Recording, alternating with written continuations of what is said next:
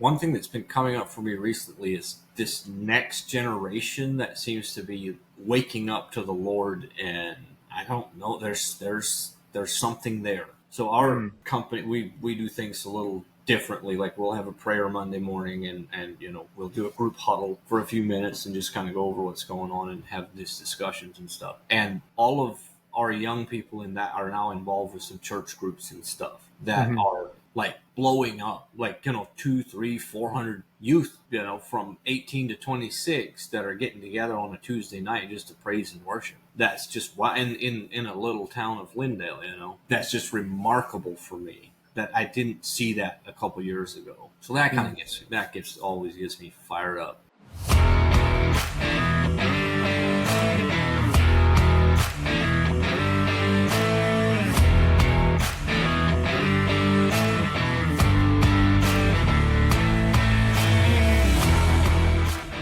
All right, everybody. Welcome back to another episode of the Builder's Bible. I'm joined by a buddy of mine from Rise Up Kings, Jesse Yutzy. I don't know if I pronounced that correctly, so you can stop me if I didn't. And Jesse owns All Star Roofing. He is a stud and is doing some cool things in that space. And so we haven't really had, we've had one. Yeah, we've only had one roofer on so far, but I believe Jesse operates in a different arena, which is commercial. So I'm excited to talk to him about that today. Jesse, let's start with this, man. Tell us about who you are and how we got to where we are today. Okay. Well, I grew up Amish, so I building and construction is in my DNA. My first experience with construction in itself was my dad did construction, and he had a shed building business along with lawn furniture. My dad's always built lawn furniture on the side of whatever else he was doing. And so that was back in Virginia. So when I left the Amish, I kind of stayed in the construction field. We did some different things, pole sheds and stuff. And then in 2013, we officially launched All Star Roofing, and started with all sorts of roofing, and have since weeded out what was least profitable for us and kind of built what we enjoy, which is roof restorations and maintenance programs and that sort of thing. So that's what we do now. So a lot of roofers I talk to, Jesse, do, when I think about a roofing company, and I'm actually dealing with one right now, I think about the guys that go around door to door saying, hey, there was a hailstorm here recently. Like, so how is your business model, different from that? We make fun of those people. At least around here, our building owners hate those guys that come around knocking on the door for that. Yeah. So we try to avoid that at all costs. We do some door knocking when it's slow, but nothing with that. We usually, when we do door knocking, we hand out. We have a DIY checklist that people can do and check it off for building maintenance. So what a lot of people don't realize is in the commercial space, if you don't maintain your roof, insurance, even if you get a hailstorm, insurance will just say, oh, it was due to improper maintenance, and they won't cover it. And so we had that happen multiple times to some of our like really good repeat customers. And so we've built out a program to help with that. So basically, if I own, a strip mall, or if I own a warehouse, like, an insurance company might not pay out on a claim if I haven't maintained my roof appropriately. Yep. So that could come back to bite me. So just like routine maintenance is actually more probably appealing than for someone like me who's like, okay, we had a hailstorm, I need new shingles, Okay.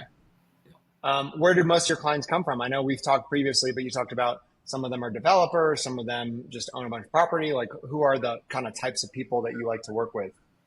I like working with developers because they always have another building coming up, and working with them, and I enjoy making their tenants happy. So one thing with multiple developers that we work with, they keep some of their buildings and rent them or lease them and stuff, and that's usually a complaint.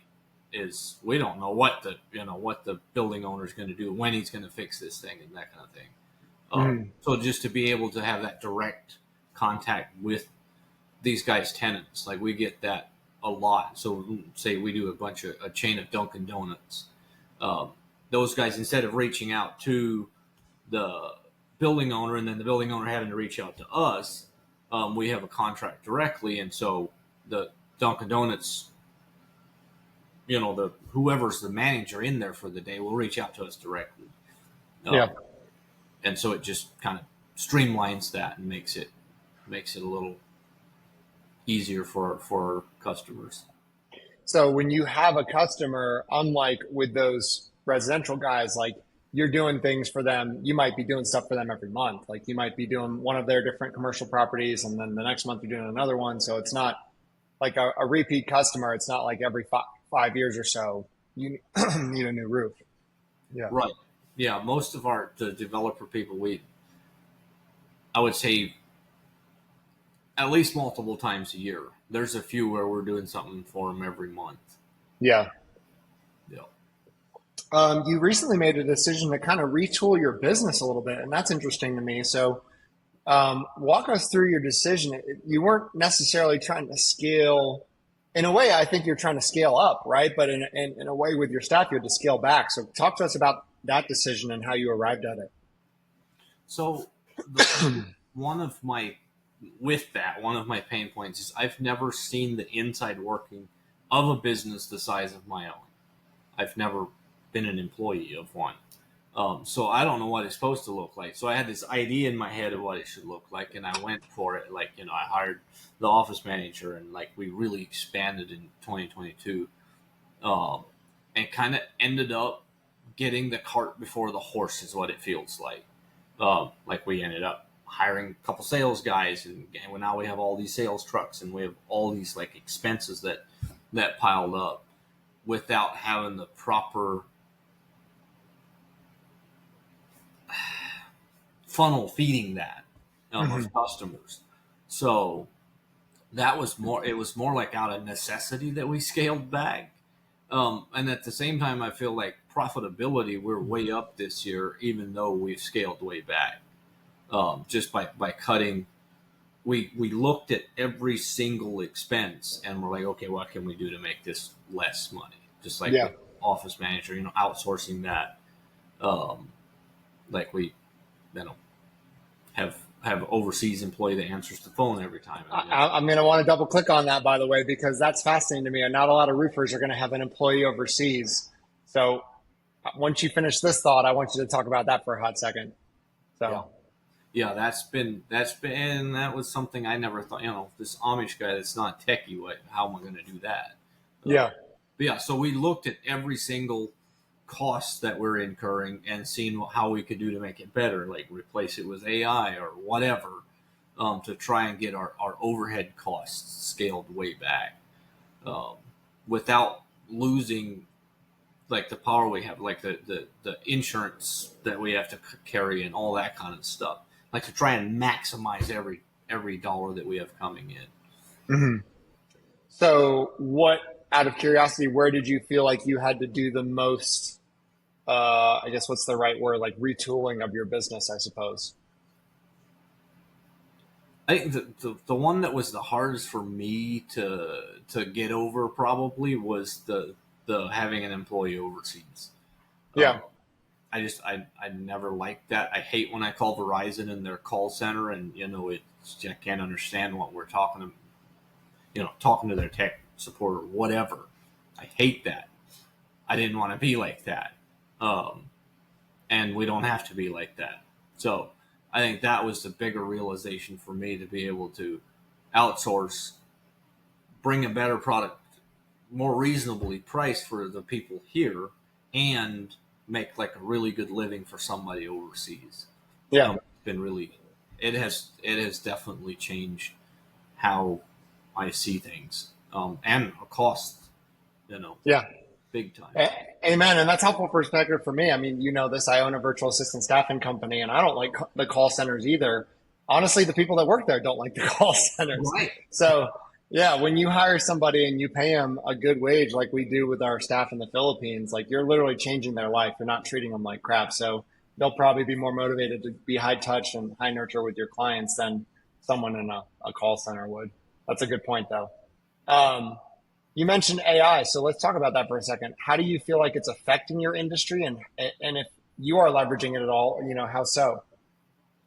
Right now, I feel like I use it almost more like a sounding board than to have systems in place, but I use it for, I mean, building our ad schedules. I know nothing about Google Ads myself, but I've been like building some that are starting to see a return, um, just by using AI and just by using ChatGPT. And I've been like, I'll get stuck, screenshot it, upload it to ChatGPT, and then do what it tells me to. So like, I feel like there's a whole lot more there. Um, I can take it so much further, but that's kind of the basics of where we've started with it. Yeah. Uh, What is, out of curiosity for commercial roofers? I mean, I don't know anything about the roofing space. So, what do you feel like is the most tedious, monotonous, repetitive aspect of your business that maybe AI is coming for? Is it estimation? Is it invoicing? Is it, delivery of, materials? Like, what do you think AI is coming for first in your space?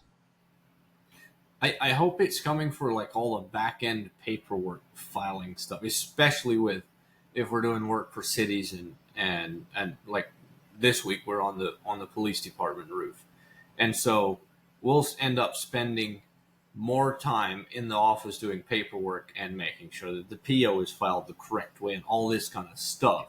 Yeah, Uh, I'm hoping it's coming for that. I don't think we're going to have them in, up there actually running our sprayers anytime soon. yeah. It has. I don't think our actual estimating. They've got some AI features in it in our CRM, but it hasn't done a whole lot with that yet. Now, Yeah. there again, I use it to build out and say things the way I want want it said. Um, like our we have automated instant proposals and that kind of stuff.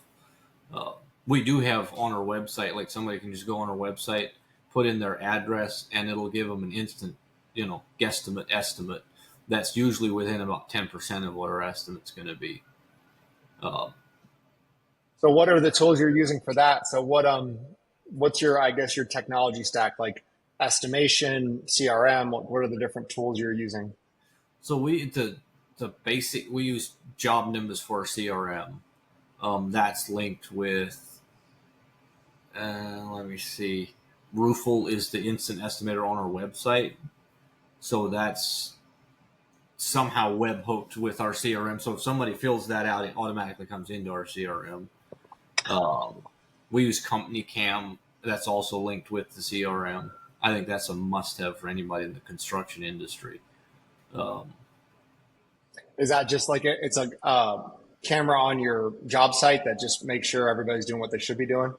no, it's actually it's more like a filing software. Let me see. How should I describe this?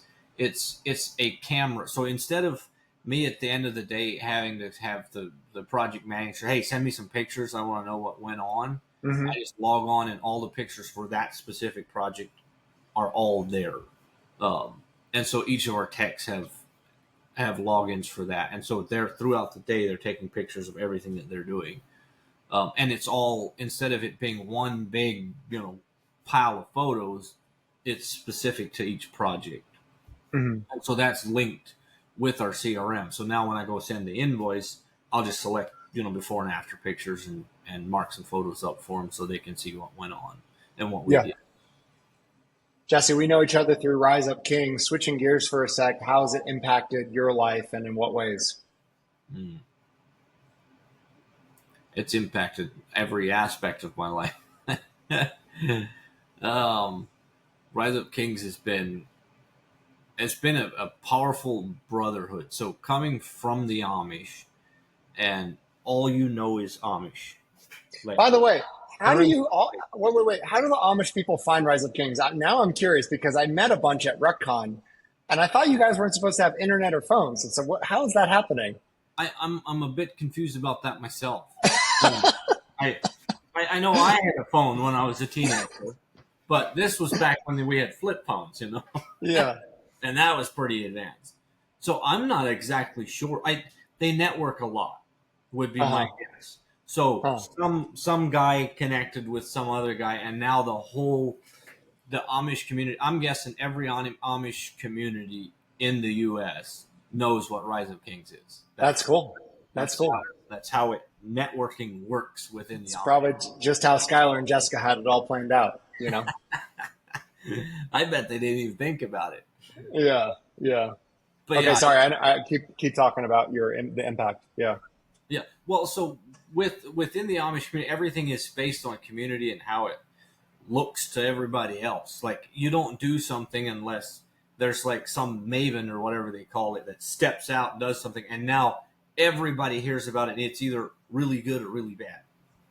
So only the bad guys are going to ruck, or it becomes a popular thing, and they're going to have Hmm. thousands of them coming through. Hmm. That's kind of how it works. But with that, the like once you leave that group, there is no life outside of it. You don't see you don't know anything, you don't know how things work. Like there's nothing. So when I left and started to do my own thing, I kind of became this like hermit for this number of years. I didn't have other guys in my corner. I didn't even realize how much I needed them.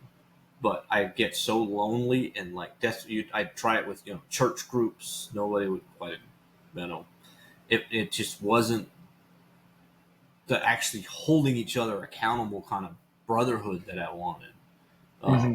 and so when I saw the ad for Rise of Kings, I'm like, oh, this looks fun. I want to give this a shot. And my wife looked at the ad and she's like, yep, go for it.